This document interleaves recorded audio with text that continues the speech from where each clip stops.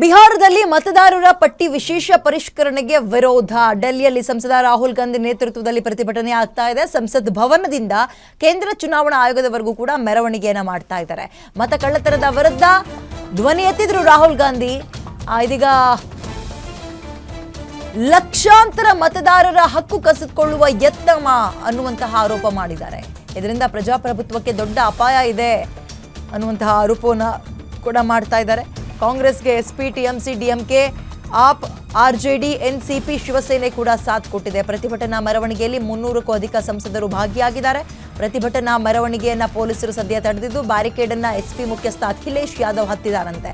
ನೋಡಿ, ಈ ಒಂದು ಮೆರವಣಿಗೆ ಅಥವಾ ಪ್ರತಿಭಟನೆ ಆರಂಭ ಆಗಿದ್ದೆ, ಅದಕ್ಕೆ ಶಂಕುಸ್ಥಾಪನೆ ಆಗಿದೆ ನಮ್ಮ ರಾಜಧಾನಿ ಬೆಂಗಳೂರಿನಲ್ಲಿ. ಅದರ ಮುಂದುವರೆದ ಭಾಗ ಇದು ಅಂತ ಹೇಳ್ಬೋದು.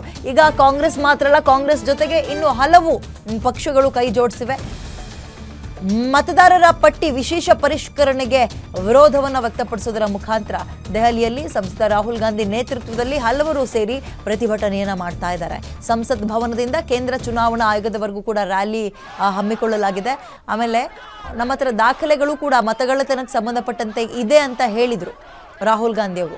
ಬಟ್ ಒಂದಂತೂ ಆತಂಕ ಮತ್ತು ಆಶ್ಚರ್ಯ ಅನ್ನಿಸ್ತಾ ಇರುವಂಥದ್ದು, ಅವರು ಯಾವುದೋ ಚಿಕ್ಕ ಪುಟ್ಟದನ್ನ ಈಗ ಆರೋಪ ಮಾಡ್ತಾ ಇಲ್ಲ, ಬಹಳ ದೊಡ್ಡ ಆರೋಪ. ಅಂದರೆ ಅವರು ಪ್ರಶ್ನೆ ಮಾಡ್ತಾ ಇರೋದು ನಮ್ಮ ಇಡೀ ದೇಶದ ಚುನಾವಣೆಯ ವ್ಯವಸ್ಥೆಯನ್ನ ಪ್ರಶ್ನೆ ಮಾಡ್ತಾ ಇರೋದವರು.